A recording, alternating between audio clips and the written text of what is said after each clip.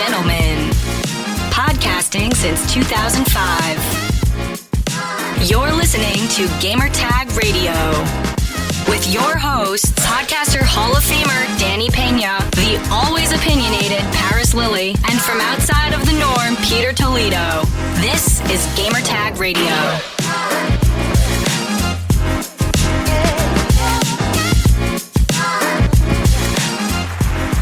Welcome to Gamertag Radio, episode 1311. This is your host, Danny Peña, and also join me this episode. And it's been a while. We haven't seen him here on the show now for a couple weeks.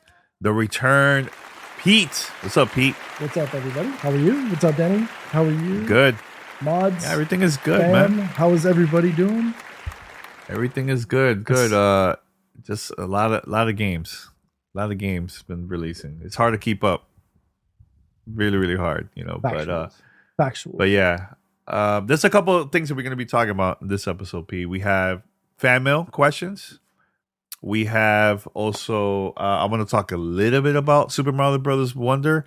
And here's the thing, guys. There's so many games going on that there's been out that I couldn't play the whole thing. So I only played a couple worlds. So I'll talk about it here. And I know you, Pete, you got the game a little bit, right? You play a little bit too, right? A little bit, just a little bit. A little bit? Okay, well, we'll talk about it. And yeah, look, Anna Wake is coming out later this week. It's a lot. It's a lot, so we got to keep up with that.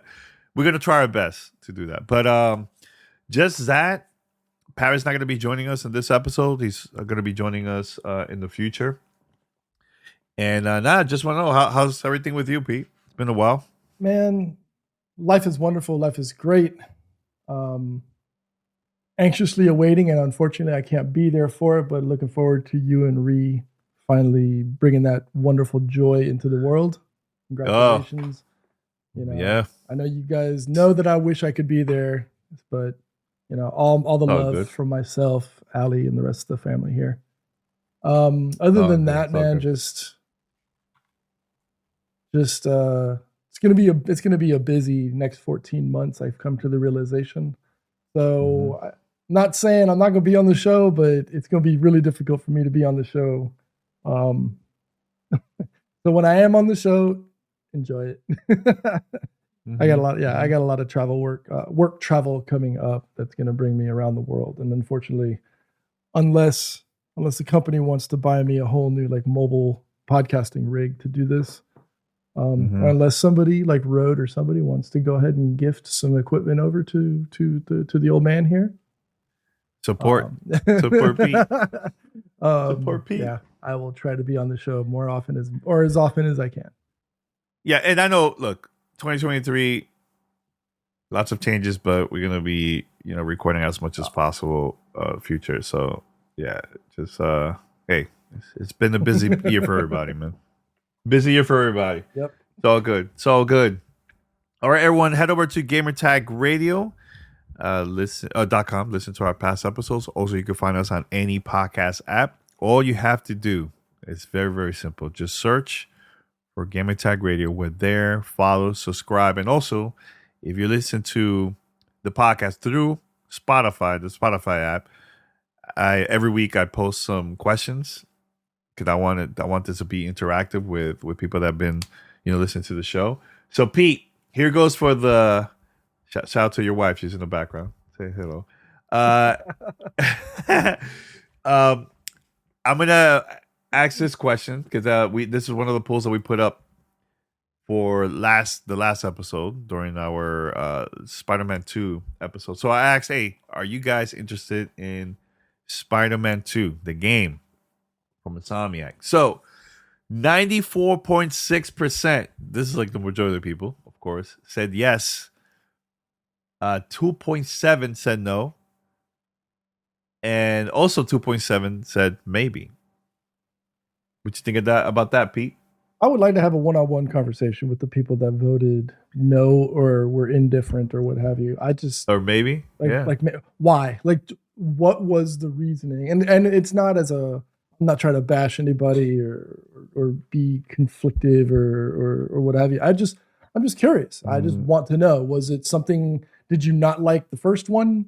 Are you just not a fan? Are you just sick of Marvel and comic book stuff in general? Because I know we as a consumer have been kind of like flooded and overwhelmed with all this superhero MCU stuff. What was it? Like, what was the purpose, or what was the reason that said, nope, I'm done with it? Just curious. Or maybe they don't have a PlayStation 5. Like me? Yeah, like Pete. But Pete's still excited about it. And I'm still excited for it, yeah.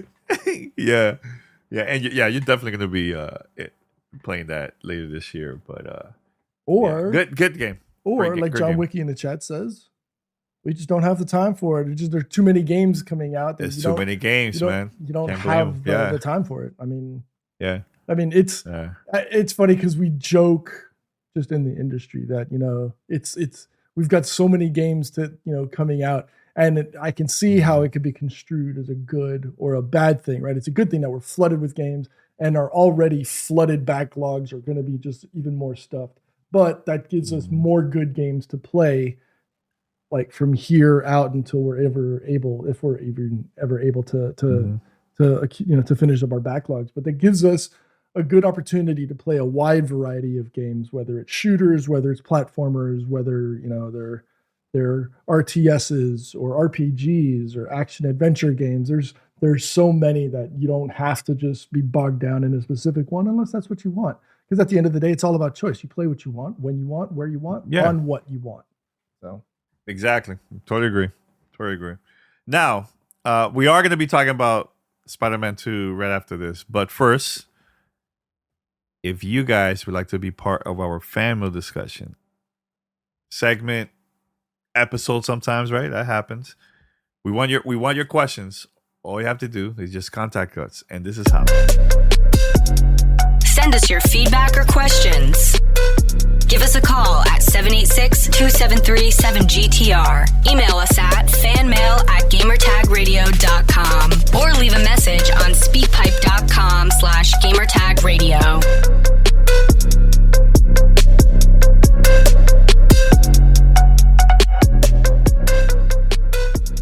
All right, so we do have a couple questions on this episode. We're going to play that later this episode here. But I'm going to start with this, Pete, because I saw this. I think it was Reed that sent me this, and there was a couple other people that been talking about it. I got to see on my timeline. And Spider-Man 2, Pete, it looks like Insomniac mistakenly put up the Cuban flag instead of the Puerto Rican flag when you go to like Miles' apartment, where her mom lives in Spanish Harlem. And even some bodegas, you see the Cuban flag there instead of Puerto Rican flag. Now, this will happen to me. A couple things. One, a couple months back when we went to the event, the Spider-Man 2 event. There was a PlayStation and also Insomniac invited us. I remember you have the option to change Miles' suit. There was like a bunch of unlockables, and one of the suit was the Puerto Rican flag. You see it, and it looked really dope. Different colors, but it still had the Puerto Rican flag. So I was like, cool. I don't remember going inside of Miles' apartment during the preview event, So what I did when I first got the review copy, I went to Spanish Harlem, and I went to some of the locations from the previous game of Miles where you get to see like the Puerto Rican flag. You see the Dominican grocery store, La Little Boguedita and all that stuff. Like I looked around and I couldn't find anything Dominican related. Like look at it was removed for the second game. So then I got to see a couple of bodegas with the Cuban flags. I was like, oh, instead of Dominican flag or Puerto Rican, they're probably now adding Cuban there, So I know in the game you also will see Ukraine in there too. There's a couple of flags there. So I was like, all right, maybe they're just expanding and adding different flags, in there. So that was really cool. But I didn't notice anything about the Cuban flag inside of Miles' apartment, right? So I posted about it actually a couple hours ago on Twitter, and I noticed that people were like, oh, they should have not done this and this and that. Look, my mistakes happen. I think it was a mistake. I don't see this as like a purpose thing because, like I said earlier, you'll get to see the Puerto Rican flag in his suit, which you unlock that like later in the game. And in the previous game, Miles Morales, you see Puerto Rican flags everywhere. I personally think remember, there's a bunch of teams that works on different stuff for the game. It could be the graphics, the levels, the art, whatever. Sometimes they are outsourced other people to work on this, man. So it's a mistake. I saw this online where people were saying that they did respawn it. They're planning to fix that as soon as possible. But I don't see Insomniac doing this like on purpose, just to like diss Puerto Ricans or anything. I don't see that. I think it was just a mistake overall. But you're Cuban. What you think of Miles having the Cuban flag instead of the Puerto Rican flag? That's familiar, right? That's familiar right there. So I'm not going to complain. I mean, yeah. Look. At the end of the day, if you look at the representation of the flag, the Cuban and the Puerto Rican, the only difference is the color of the triangle is blue versus red, right? Yeah. So it's very possible that it was just a simple mistake by the devs at Insomniac. If you think that there was something much further beyond that, let me go grab some tinfoil and I'll make you a couple of hats. And you can go with Danny and go talk about your little foreskew theory. But foreskew. But to think that this was done with a malicious intent, I think is rather childish and immature. Mistakes happen at the end of the day. They happen to the best of us. Whether they're intended or not, I highly doubt it. Look, even if there was a Cuban dev that thought, okay, maybe it'd be slick if I slipped this in. No, I really doubt that happened. Like I doubt that. But I mean, look, that's that rabbit hole bleep. That's the tinfoil Redditor going wild. But yeah, look, it's a simple mistake. I'm sure Insomniac will patch that out in the next week or two. I don't see it as that difficult. Going back to the first game, like you said, it's everywhere. You see the Puerto Rican flag. If you talk to Brian Michael-Bendis, who's the creator of Miles Morales, he's African American and Puerto Rican mother. Boom, that's what it is. I think the whole Cuban flag thing is just a mistake, right? As much as I love to see my family's representation in there, it's just a simple mistake from a dev. They swapped the color palette and they made a mistake. It's all it is. Yeah, and they're gonna make the change as soon as possible. So that's good. Of course. But I just want to bring that up because I got to see a lot of people having a lot of opinions about it. But like one person said, "Oh, they rushed this game." I'm like, wait, how? That's not rushed. Like that. How was that rushed? That was a mistake. That was a mistake. That's not rushed. Look, I think people are just finding anything to bash the game. And the same thing with like Starfield when it came out. People were just looking to see if there's any bugs so they could just tweet that or, it's too much sometimes. Too much. But yeah, go get the game. Game is amazing. Still good. Just want to bring that up because I know that's been the conversation since last night. So another thing, Pete, I know we both got Super Mario Brothers Wonder. I played it for a bit, but then I stopped because different reasons. But I'm loving this. I'm loving this game so much, man. It feels very new, like a new thing for Mario since like the 1990s, where I'm talking from like the 2D part of the design.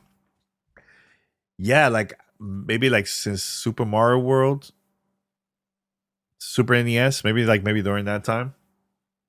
And it looks amazing. It looks really, really good. Love the music. Tons of great music in there.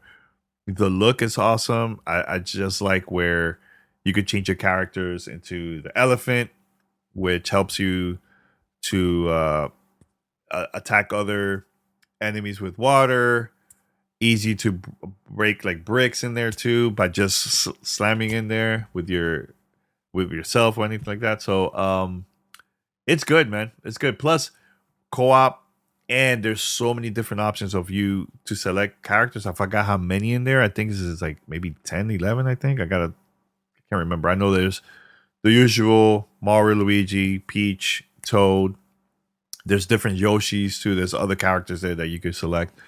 But it's awesome, man. It's really, really awesome. And there's a part in the game where you select, I believe it's like is it a flower or what? That changes the whole game, where it helps you to unlock other stuff, all the secret areas, secret hidden areas. Yeah, all the hidden stuff. Yeah, where you can't see it normal when you're playing the game. You have to like get this, and it's good, man.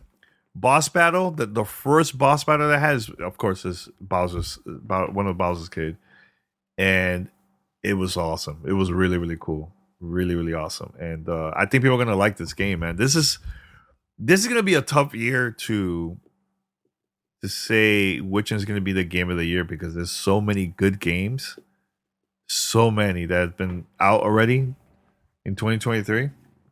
But I tell you this, so far the stuff that I played, this could be contender of the year. Plus the reviews I saw from like IGN and other media outlets, it's nothing but like 9s and 10s everywhere. Yeah. It's so good. And if you have a Switch, you definitely got to get this. This is like a must have for Switch. It's considering that it's on the Switch and how good and clean it looks. Not just on the Switch, but docked for it to play at 1080 hard locked at 60 nearly the entire time. There's a few little moments where it might drop, but for the most part, it's a hard 60. It looks and plays amazing. There's the little nuances and changes, whether it's the animation of the character when they do their jumping and landings, like down to like little things like what is it again? Like when you jump on a Toad and you see, or sorry, not a Toad, a Koopa. When you jump on an enemy, let's just say, right? The eyes dictate everything that you're gonna really do the next time then your next move. Because like you could jump on a Koopa, let's say, and you can see the one right after him, like do like a oh my god, like here I'm next. Little things like that. The music I thought was done really well.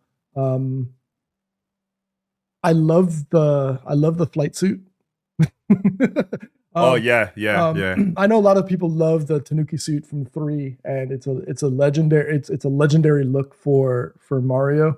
But I love the wingsuit, how he pops out and he starts floating. I know it's still early, and I don't want to use this as recency bias, but this could be up there. I think it's better than Super Mario Brothers U. Oh yeah, hands down, it's a lot better than Super Mario I would Brothers say it might be better than Maker, and I would maybe put this that possible top 3 Mario game somewhere between World and 3, maybe before. I just need more time, but right now, and again, I hope it's not recency bias, right? Because that's not something that I'm a big fan of. I like it more than Galaxy. I like this more than any of the 3D games. Let's just put it that way. Okay. All right. So far, I'm not gonna go there because I need to play more. Again, it's early. It might be recency bias. That's why I say I want to have more time playing this game. But I'm having a lot of fun. I like what they're doing with the level design. It's the little things that sometimes catch you more so than the big grandiose things, like turning into a big ass elephant and trying to squeeze into small places. It's bringing joy and fun to sitting on the couch, as opposed to getting all frustrated shooting at people in video games on the PC. So, I mean, again, early first impressions. If you're a fan of Mario and that whole universe, and you don't have a Switch, go get it. You know what I mean? Yeah, definitely. I think definitely. this is definitely going to be up there right now, as it is for me. It's definitely up there with for game of the year contention. Absolutely, right now.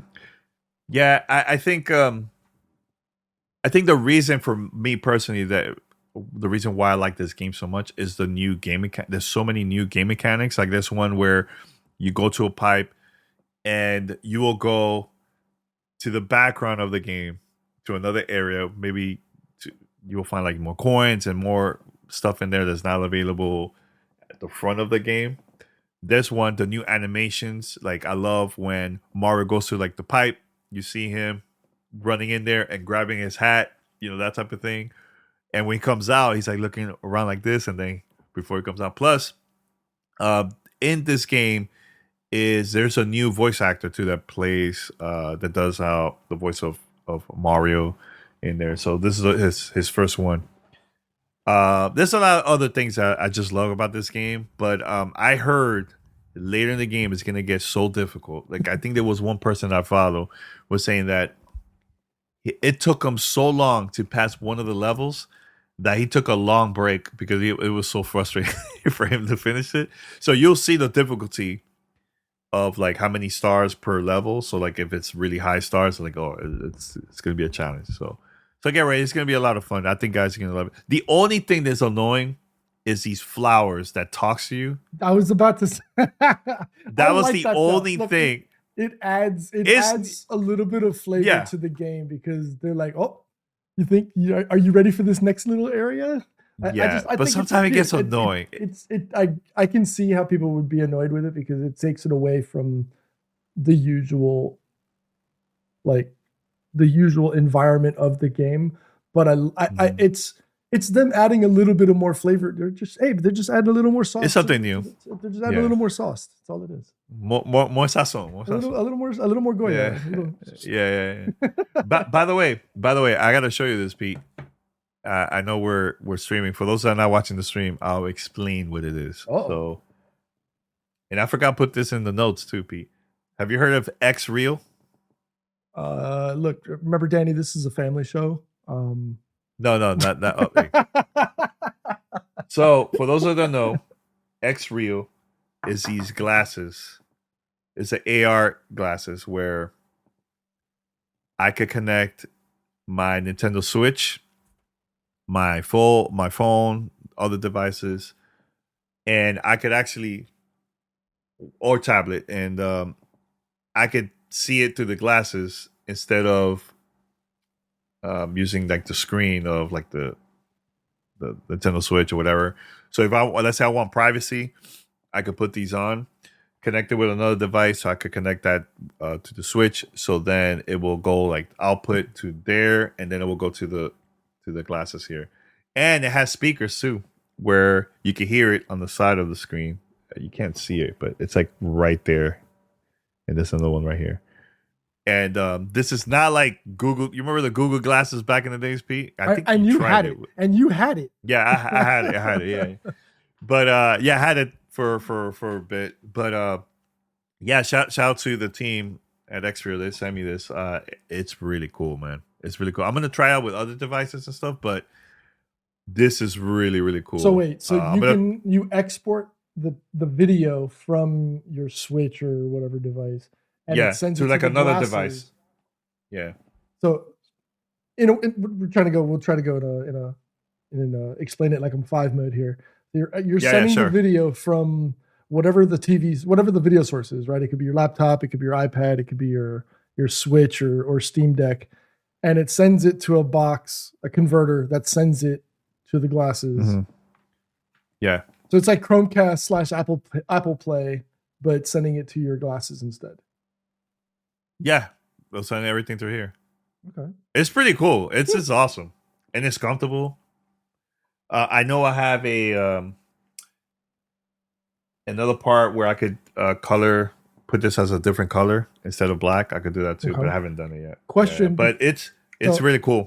I have a question then, because I know you recently are now starting to wear glasses, right? I just started putting these on like 5 years ago. Yeah. Mm-hmm. Mm-hmm. How are they comfort wise if you have to wear your glasses? Because I have That's friends, a great question. I have friends that will sometimes put glasses on, like sunglasses Mm-hmm. over their glasses so that they can see, but it's bright enough outside. They maybe like, because mine are transition. So I hit the sunlight and they turn black within like 5 seconds. Oh, really? Right. Oh, okay. But some people will just put on a regular pair of sunglasses over their glasses. So Let me see. I'm going to try right now. Oh, here we go. Live. Hold on. Live. Hold on a second. Hold on. Let me see. I have never done. I think it's. I gotta check. I know there is different. I think there is like different lenses. I just got these, so I have to do more research about that. But I can't I can't put both like that. Why I think not? there is. Why not? It's okay. There is. Do it. No, it won't. Do it. It won't fit. Do it. It won't fit, Pete. Do it for the won't. cause. It For the won't. cause, bro. For the cause. I just tried. It's not gonna look. It's not gonna look good. I can But imagine. I think there is. I can imagine people on Monday listening to this like, what the hell are these people? Like what? It's not gonna. It's not gonna work. It's not gonna work there.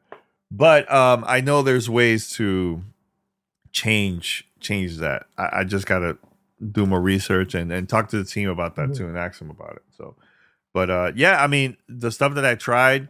I know when I put it on for the first time, I had to put the glasses a little bit more down so I could actually see the screen. Like here's the thing, it's so hard to explain without you, because you can't put a camera and see that, Right. like you have to put it on to experience it yourself. It's the same thing like with VR. You can't really explain with VR because this is more like like you have to try it out yourself, so I know this is pretty cool. I'm gonna try it out again with the Switch. Actually, playing a game like Mario Bros. Wonder, and actually, I want to see if I could try to see if I could play that with Alan Wake 2 once the game releases later this week. Can I do that from the computer to that? I don't know. I gotta mess around with it, but we'll see. I'll figure it out. Cool. Yeah, just want to say that very quick. Those come out. When do those come out to the public? So these comes out next month. So there is an older version that came out a while back, but this is part 2. This is like a version 2 of the glasses, and that comes out sometime in November. Yep. All right. This is pretty cool. I know that there was a lot of interviews with Phil recently about, I think that, well, actually this one was from the Xbox podcast. They interviewed Phil and then, they start talking about like, when we're going to see all these games from Activision Blizzard on Game Pass, all this stuff. And it looks like it's not going to come out this year. It's going to come out sometime like next year. And same thing with like Call of Duty.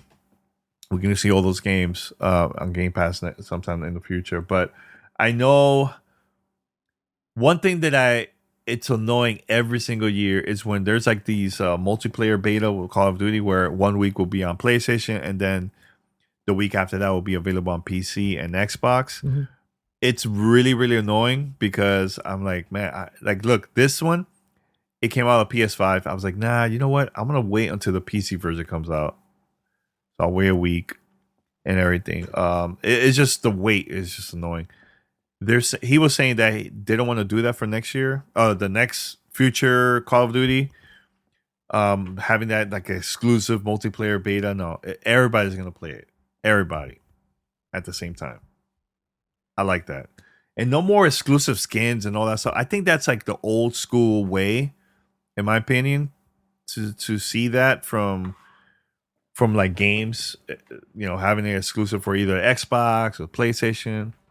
I just don't like that, and I'm glad they're going to remove that in the future. And I know, Peter, you always been a fan of, Call of Duty since way back in the days. Wasn't that annoying back then when it was like exclusive?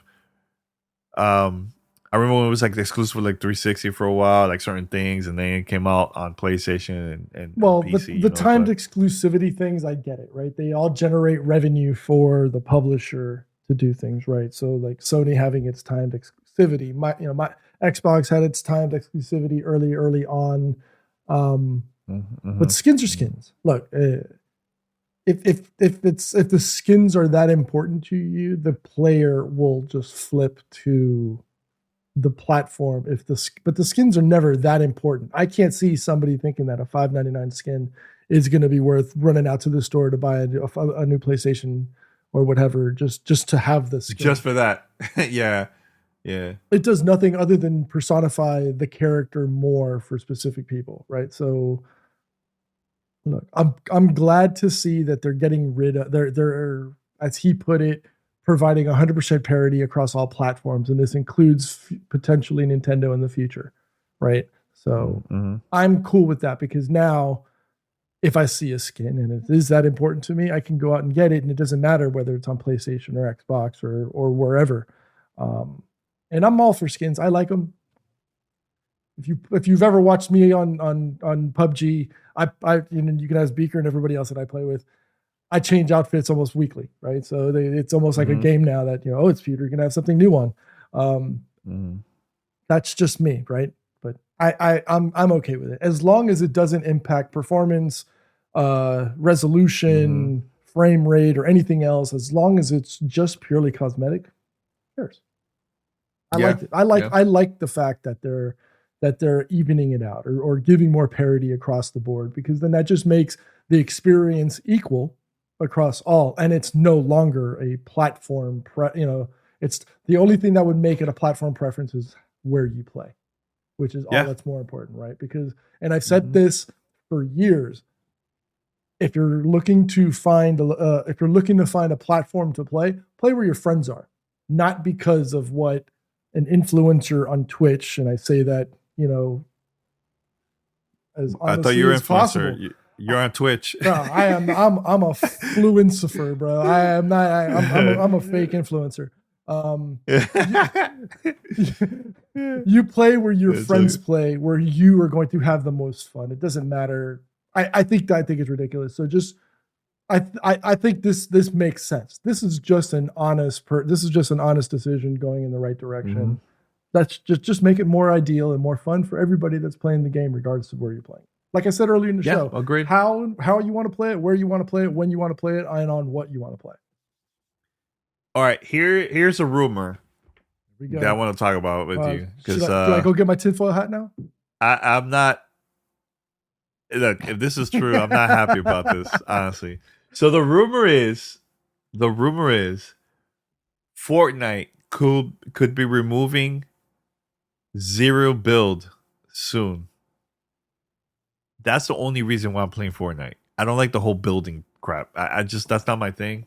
Like, I love Apex, all these like games where it's just shooting. I don't need to build to play. So if they remove that, I'm done with Fortnite. Just letting you know. But just want to get your opinion, Pete, about that.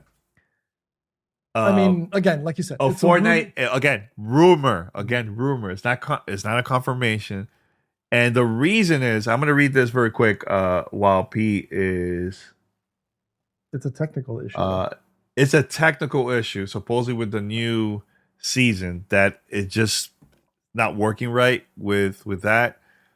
And that sucks. Because remember, when this got released, they call this as like a limited mode, but it got so popular that Epic never removed it, So... yeah, that sucks if that happens, man. So the person that reported it, Hypex, he's a prominent leaker in the industry.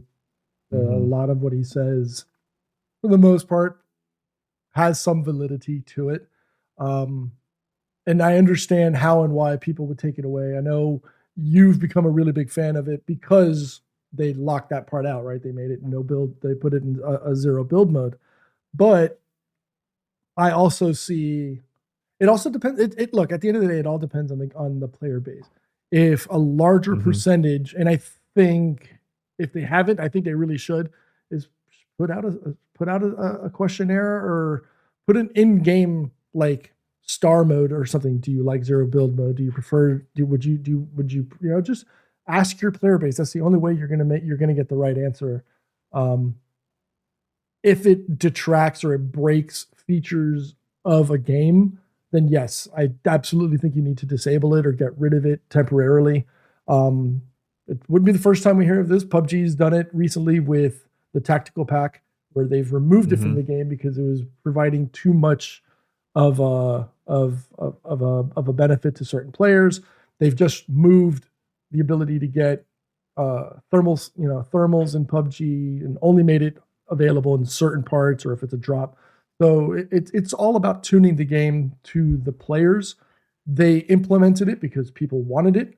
Now that it's there, and if the sheer thought of removing it is going to cause some concern with players, but if it's going to improve the game because it's causing a negative impact right now, like it's causing a problem on chapter 1, then yeah, it makes sense. But if they're going to bring it back, then it's a minor inconvenience. It's a minor inconvenience. And allegedly they're removing it for the first month, because the season's only 1 month long.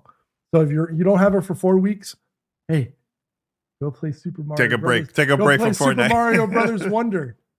You'll be fine. Exactly. By the way, Pete, what's up with me? Look like I'm using Discord on the stream. What do you mean? It's like I can see the icons of Discord. I had my mouse on there. It's all good. It's all good. Yeah. Well, thank you. Because you are on Discord. Thank you. I am on Discord, but I don't want people to see the icons. It's okay. Look, just for that, I'm putting it back. Oh, thank you.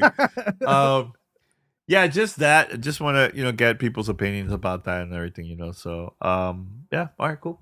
So, all right, guys. So we're gonna play this audio. This is from the stream that we had last week, where I talked about representation, Latino community. While I was playing Miles Morales. This is before Spider-Man 2 came out, so I was talking a lot about that with Ree. And there was a sponsored stream with United We Dream Action, and great conversation. So I'm going to play this right now, and once we come back, we're going to do fan mail.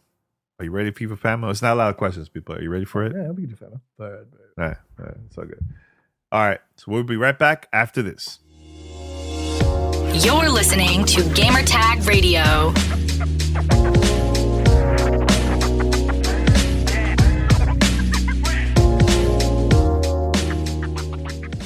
All right, everyone. Thank you so much for joining. It's 7:00, Ree. You know what that means, right? I do. That means we could talk about Spider-Man 2.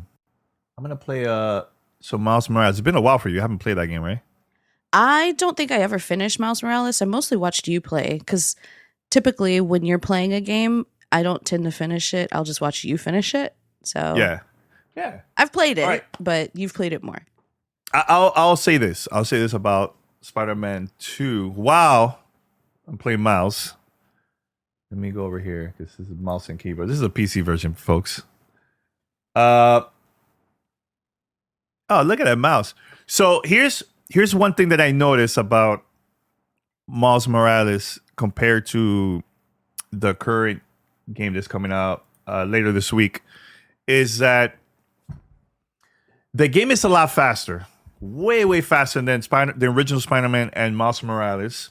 Also, there was a lot of stores that I found in this game that's not available in the other game, but it's still beautiful. Story is amazing, and yes, contender of Game of the Year, Ree. Contender of the Game of the Year for me and for the crew. We had a great conversation about all this stuff, and there was moments in this where, first of all, the intro of Spider-Man 2 is one of the best intros that I played in a game. Like, it's so good. I'm not gonna say why or who you're gonna bump into in the game, but I think people are gonna enjoy it. Now, I got the game, I believe it was on the Thursday. I finished it Sunday, but I was playing like all day. I was doing multiple quests. I didn't reach 100% yet because I've been busy with all this stuff, you know what I'm saying? But yeah, just want to show this. Look at that. Música bomba, puertorriqueño. So I grew up around this area in Spanish Harlem. So when I got this game, I remember way back, was in 2020 when the PlayStation 5 came out. I really wanted to concentrate on just walking around the neighborhood to see if Insomniac did a pretty good job with the game. I did the same thing with Spider-Man 2, also the same exact thing.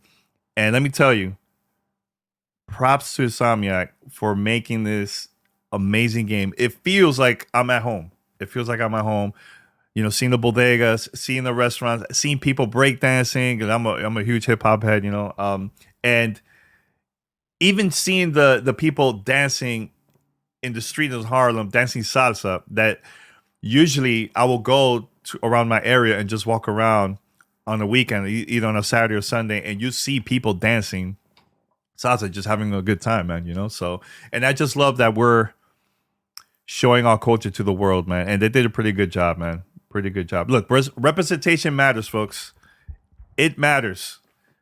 And seeing what they have done, Insomniac, with the first game, Miles, and now Spider-Man 2. Spider-Man 2, I think, is Insomniac's best game that they made so far. I know at the same time, I'm going to be talking about Spider-Man 2. I also want to talk about like why the game like this is very important to me. Very, very important to me. And I'm going to talk about like also about my family coming to the States, especially from Dominican Republic, and how it helped me as a Latino, Dominican. Of course, I have the flag in the background, you know, always represent. So I'm going to be talking about all that stuff too. So, and I'm going to be also asking questions from the chat. If you guys have questions about Spider-Man 2, make sure to post them in the chat. Look, no spoilers, please. I don't want to post anything that's going to mess up your experience once you guys play the game later this week. So, wow. So we have a lot of people joining in. I think it's on the front page right now, man. So thank you so much, everyone, for watching our stream. Thank you so much. Any other questions, Ree? Let's take a look here. People, of course, have asked a lot of questions before we started, but that's all we got so far. So if you have your Spider-Man 2 questions, let us know what's going on. Yeah. I mean, Ree, I could talk about Harlem, bachata, and all this stuff, like why it is important to see representation like this in gaming overall. You want me to talk about it a little bit or no? Sure, we could get to that now. Yeah. Yeah, let's do it. So here's the thing, guys. So my parents came here from Dominican Republic in the late 19 it was in the 70s. So like around 76 or so. I'm the first generation from my family. One of the things that I love about living in New York City is, especially in this area called Little Dominican Republic, that's more north of Spanish Harlem.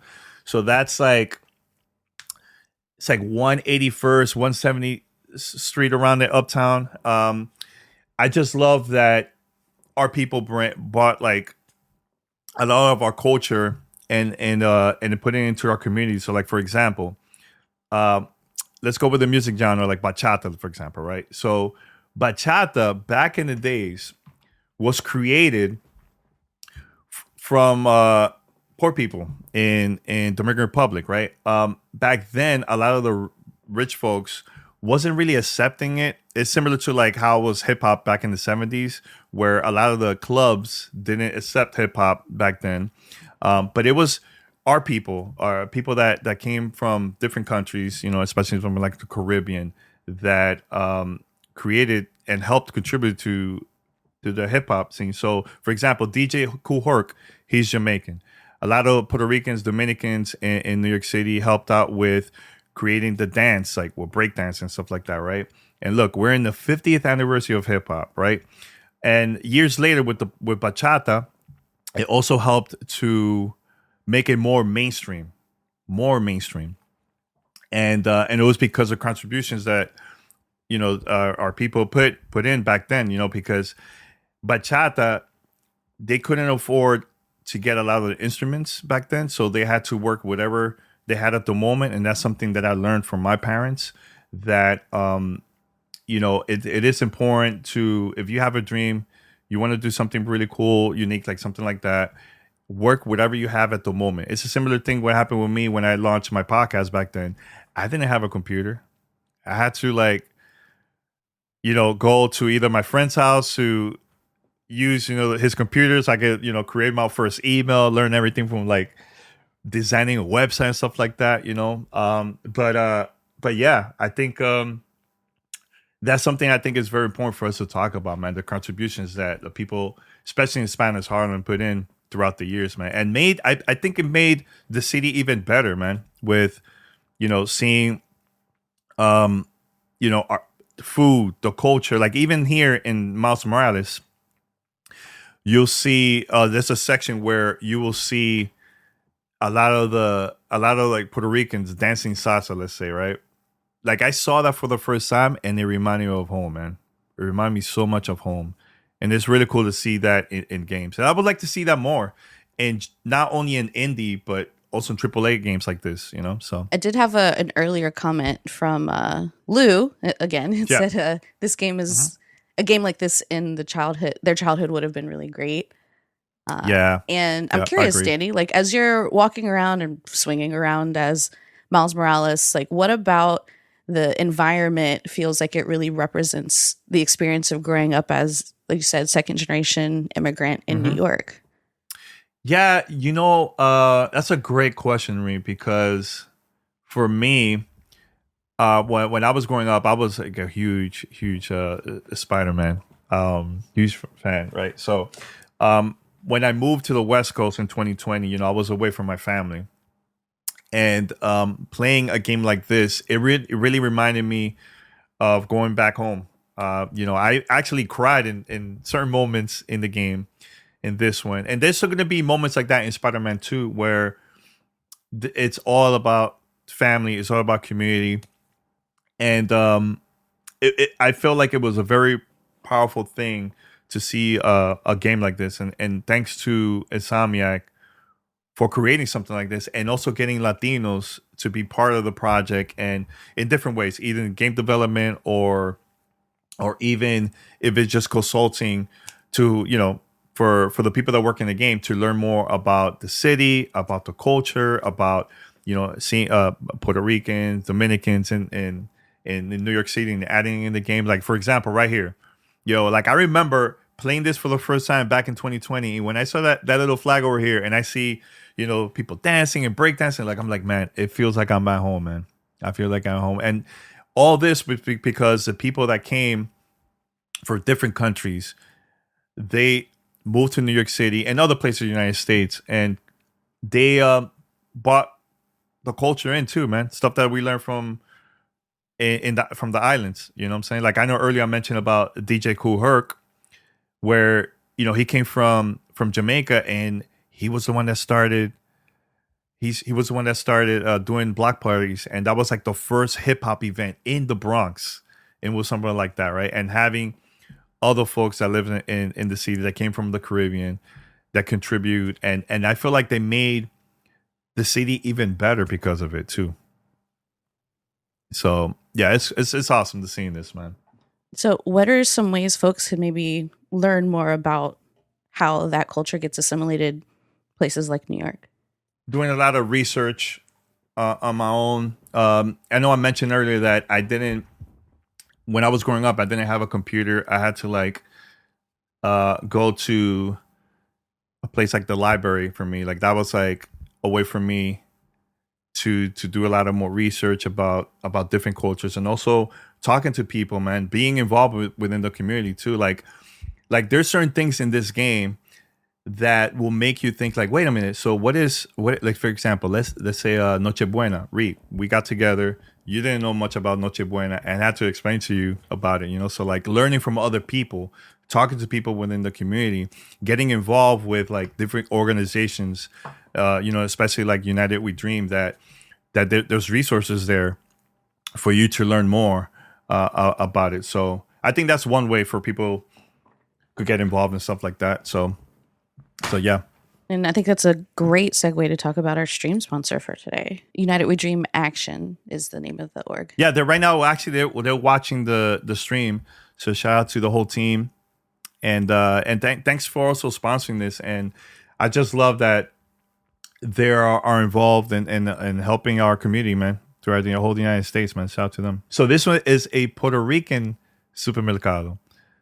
So usually, especially here in Los Angeles, I'll go to this supermarket that there's only products available there that is from like other countries, so from all over Latin America. And when I go there, there's all kinds of people there buying products. Like for me, I go there to buy products from Dominican Republic. So I'll buy like salami, because I do this dish called Tres Golpes.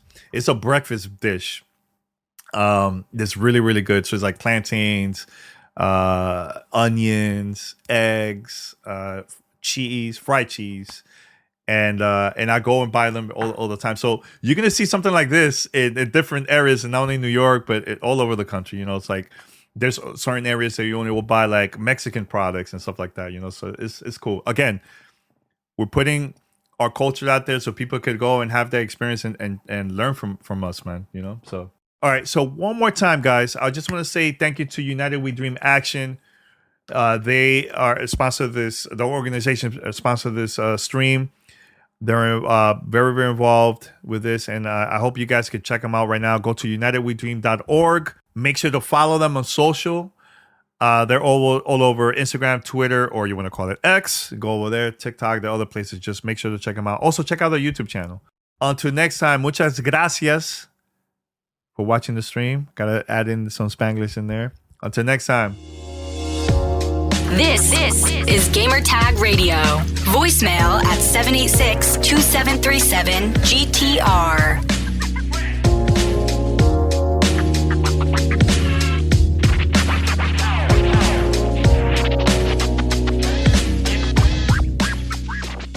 All right, so shout out to United We Dream Action. Thank you for the support. That was a lot of fun. Great stream, by the way. We had almost 9,000 viewers just at the same time watching the whole stream. That was crazy. 9,000. Unique, it was like 300K or something like that for during the time that I was there. And shout out to Twitch for featuring the stream on the front page. It was a lot of fun doing that, man. Lots of fun. So hopefully we could do that more in the future, man. So all right, so let's go with fan mail. Fan mail at gamertagradio.com.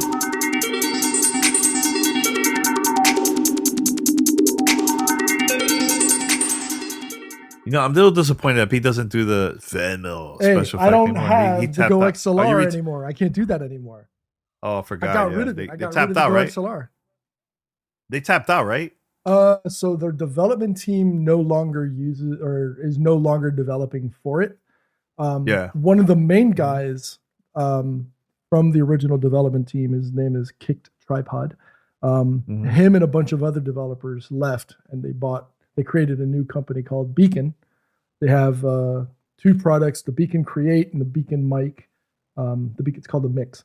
Okay. I have the Mix, which is basically a much smaller platform hardware device to connect, and another mic. And when you use them together, using AI, it removes all the outside noise and adds compression and really helps to fine tune your audio. Unfortunately, I can't get the mic here in Switzerland, but I was able to get the Mix, which is the hardware mixer. So I've switched off to that. I'm actually going to give the Go XLR that I have that's sitting in the corner. I'm actually going to give it to a buddy of mine in the UK who is starting to get into content creation, and he's actually been doing stuff on PUBG, but specifically for TikTok. So I was just like, you know what? I'm just going to give it to you because it's just going to sit there. And he's like, oh, but nah, man, that I don't want to take it away. I'm like, I already got something else. I'd rather give it to somebody else who's up and coming, who is going to use it for his content creation, and it'll make his life easier. That's dope. At the end of the day, if you followed us over the last, God knows how many years we've been doing this, it's all about giving back to the community and helping the next podcaster or the next content creator get bigger and better with his or her stream. So that's how I can pay it forward.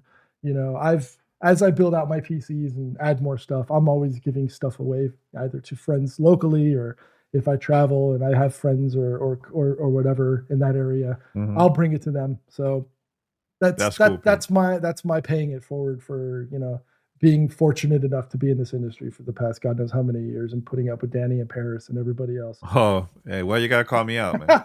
Because if it wasn't for you, none of us would be in this space in the first place, Danny. That's why. So when I can, I do things like that. So that's unfortunately I don't have the device anymore. I'm sure if I did enough digging, I could probably do something with the Stream Deck and plugins. But for now, no. All you're gonna get is the fan mail. Fan mail. By the way, speaking about the Stream Deck, have you seen the new teleprompter from Elgato? Mm-hmm. Yo, that looks official. Perfect. It's perfect for doing live reads. Yep. Perfect for doing monologues, etc.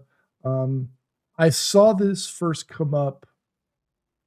It was like 3 months ago at a Twitch event. There was a video and they actually panned over it.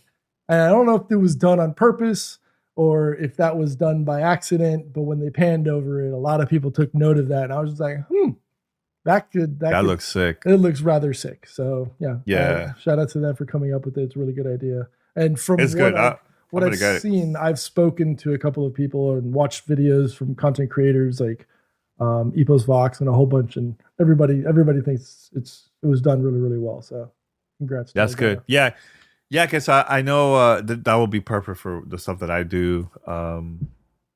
If doing for like stuff for like Telemundo, TV stuff, and also you could read chats. So while you're streaming, you could have that open where you can see the chat live through there. And I think I saw a clip where someone was actually playing Halo using that. So that was pretty cool. Why would you? I don't know. It's too small. It looks. Look, you have options. That's what I'm saying. You have options. Look. We're not going to judge. Play where you want, how you want, on what you want. Okay, my bad. I apologize for laughing. Yeah, it's all good. All right, so let's go with fan mail because I know we have 2 questions here. Okay. One question, and this one, no name. They just sent the question. I'm like, look, next time you guys send us a question, please let us know your name, your location. We give you a shout out. I'm always thankful for everybody that been calling us and hitting us up all the time. So please send us your name and location. All right. Here goes. The question is, why do Xbox version of Bethesda and EA games on Game Pass have the base game only, but on PC Game Pass, it's the Game of the Year or Ultimate version with all the DLC included? I don't know who sent this, but thank you for sending that question. That's a great question. Usually companies will put the base game on Game Pass because they want a whole new audience to try it out. And if they like it, they'll go and support the game. They'll buy like the expansion, the DLC content, season pass, whatever. But it's more of like an easier engagement, right? So like, for example, perfect example, you download Destiny 2, it's free, right? The base game. But if you want to play the expansion or anything like that, you either have to buy it, or I think it's still on Game Pass too, where you could download the expansions there too if you're a Game Pass subscriber. It's just an easier way to introduce to a whole new audience that have never played those games. Now, and you're right, I don't know why the PC version is like that, where you get like more stuff on there. Maybe it's because there's a lower amount of people using Game Pass on the PC, so maybe they have like more stuff that is available there than the console audience. There's a bigger audience that have consoles instead of PC, So that's my answer. Pete, maybe you have a different answer. I have absolutely no clue. The only thing I could think of is oftentimes these larger editions, like Game of the Year Ultimate version, might have more assets, or might have like an HD or high def pack, which requires more download. Especially like I know on PC when I'm playing like Starfield, perfect example. I was prompted to download like a performance pack, which provided all of the high def assets for the game to look 4K and above. You can't really do that on a console because you're going to run out of a lot more storage, because you have finite storage at the end of the day. Now, how legitimate that is, I have no idea. That's just a guess. He's just a good guessing. It sounded good. It sounded really like, yeah, sounds very smart. No, but like I said, I have no clue. It's the only thing I could think of off the top of my head as to why they would do that. I mean, there is a cost perspective, like you said, Danny, right? Like the standard edition is going to cost you what, $59, $69. But if you want the game of the year, the ultimate edition, which is going to provide certain amenities, like whether it's skins, like we just talked about earlier, or things like that, you're not going to provide those for free. Those are the incentives for buying the game. Now, if you want to play the game through a subscription service like Game Pass, then absolutely, you can, at least it opens the door to determine whether this is something that you want to get more invested in and potentially invest in by buying the full Game of the Year or Ultimate Edition. So. Yeah, it's like, again, it's an easier way to have that engagement with a whole new audience. I think that's a great introduction, because there's people that just have Game Pass and never heard of certain games. Like, what is this? And they'll download and they like it, and they will go and buy the newest stuff that's available in that game. So think about it like this. Plus, it's a discount. I forgot to mention it. Also, there's a discount for those stuff. I'm also thinking, like, if you just get, like, for example, we'll use Netflix as the model, right? Because that's basically where they got the idea from, right? When you watch a movie on Netflix, you're not getting all of the featurettes, you're not getting all the bonuses and stuff that you get when you buy the full video. So think of it in that same manner. When you're buying a game or you're getting the game through Game Pass, you're not going to get all the featurettes, you're not going to get all the behind the scenes stuff, which would potentially come in that Game of the Year or Ultimate Edition. So I guess that actually sounds better than my first answer. So if we could just if we could just edit that first part out and just lead with that, we're fine. Yeah. All right. So we have a second. This is a voicemail, and we haven't heard this person in a while, so it's exciting. Here it goes. Pete probably knows who it is. Yeah. I know. No, I'm playing it right now. All right, let's go. What's going on, Gamertag Radio? How are you good brothers doing? This is Keon calling from Baltimore. I just wanted to say, man, a huge congratulations to Phil Spencer and the whole Xbox team for wrapping up the Activision, the ABK deal. Hopefully they'll bring back DJ Hero as well as some of the Transformer games that they did in the past with High Moon Studios. But the question that I had for you guys is, we saw earlier this week that Sony made the announcement that they will be releasing the PlayStation 5 Slim, and they've done something yet again that's that we've never seen before, and that is raise the price again of the digital version of the PlayStation 5. So I understand that this is year 3 and this usually happens, but by now we would be seeing a price drop, or at least I would think so. So my question to you guys is, when do you think we'll start seeing the prices of these consoles go down a little bit? As always, you guys are amazing. Thank you guys for all of the hard work, and you guys have a good day. Bye-bye. Appreciate you, Keon. Probably one of the most loyal fan mail leavers. So thank you very much for your message. It's a pretty good question. It is, and I did some research on this one. So,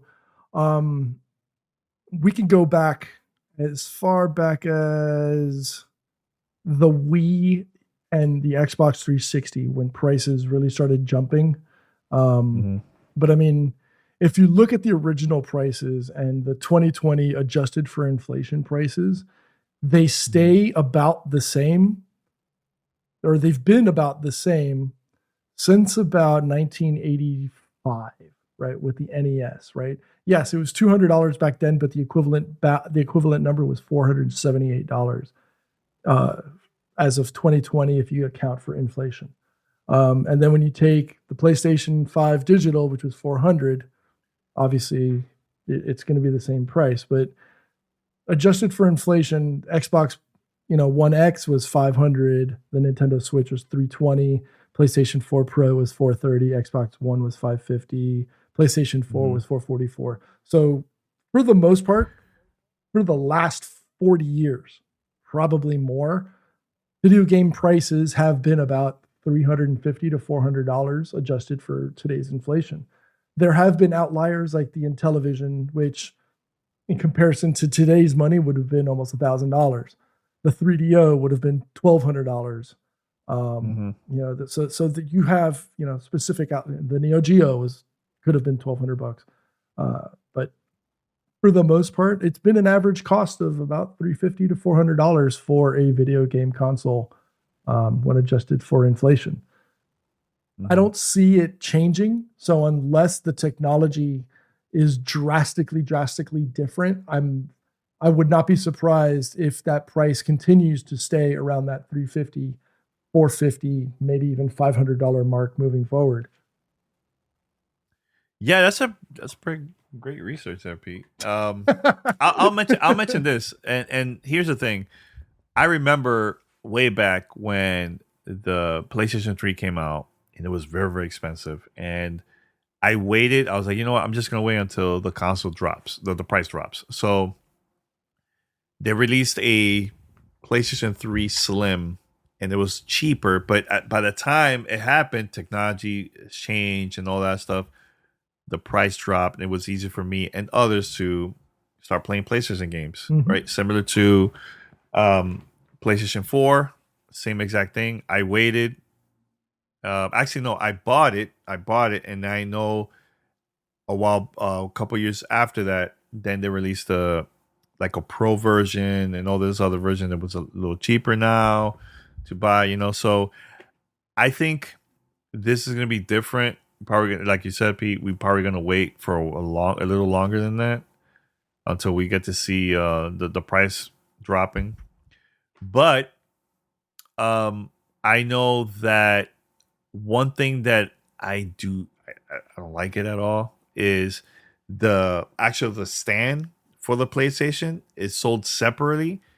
So that one is an additional $25, I think it is, just to get that for the new version of PlayStation. Right. And I think that part should be available part of the console instead of having that separately, So look, I think PlayStation this generation, they've been making a lot of weird decisions lately, especially with the new portable device, the PlayStation Portable. That's weird to me. That's like a Wii U version where you're only allowed to play the game PlayStation inside your house because there's no Bluetooth, nothing like that device, which is odd to me. The PlayStation VR 2, great technology, no games, and it's expensive to buy that too. And now this, I don't know. And I'm not a big fan of the one with still having the disc drive in there. The design looks kind of odd to me. I think it would have been better just making it a little bit smaller, slimmer, more slim. And yeah, the stand, having separate, I think the terrible idea, in my opinion. But look, there's gonna be people gonna buy it. I just don't see current PlayStation 5 owners to go out and buy this. I just don't see that because of the price. Just stay with your old console until there's something cheaper and better, I think, in the future. I mean, look, at the end of the day, the majority of the consoles that have launched over the last 40-something years, I think like 9 out of them, of those 9 launched at $199, at $199, starting with the Atari 2600 all the way up to the Switch Lite in 2019. And it wasn't until just recently, obviously, with the more powerful systems that they started increasing the prices from $450 to $550 when taking into consideration PlayStation 4 and Xbox One. But at $199 is the average cost that game systems have launched throughout the years. Eight of those consoles also had a $299 launch, right? But then when you adjust them for inflation, that's when the prices really start to even out to that $450, the $350, $450 range. It's the safer bet. You're going to see the lower, and I don't want to use this as a negative way of saying it, but if the a system like the Nintendo Switch will typically launch at a lower price rate than an Xbox One or we'll just say Xbox or a PlayStation console, just because of the features included, right? You can use them for more than just a game console. Whereas with the Switch, all you're getting is this Joy-Cons. But I mean, at the end of the day, I don't think, and I don't want to say this from from a negative perspective, but don't go out of your means if you can't, right? Like if you can't afford the $400 or $500, or if it's going to put you in a hole for whatever reason, just to play video games, don't do it. Yeah, there's cheaper, better alternatives. If you have to play video games, I'm fortunate enough that I have a well-paying job that I can afford to do this for myself and my family and my friends. But it's not a mandatory thing. It's not a mandatory requirement. Danny, you don't have to cry, bro. I wasn't. Yeah, man, I'm hurt. I'm hurt. It's so expensive. God damn, you broke it. Nah, it's like it's games are supposed to be about fun, but not if they're gonna put if you're gonna put yourself out there. It's not worth it. Take care of your responsibilities first, and then play the video games. Yeah. Anything else, Pete, before we wrap it up? That's it. No more receipts. Yeah. No more receipts with Pete. No more receipts. Yeah, no more receipts. No more receipts. So we're gonna wrap it. We're gonna wrap it up, and thank you everyone for listening to episode 1311. Can you believe, Pete? 1311. It's crazy, bro. That is crazy. Since episode 92 back in 2006 or something like that. Was that your first one? Yep. Oh my God. How? All right. We're going to wrap it up here, guys. Thank you for listening to the podcast. And for those who are watching on Twitch, we're going to have like our after show and everything. We're going to still having conversations. And that's about it. So until next time, we're out. Peace.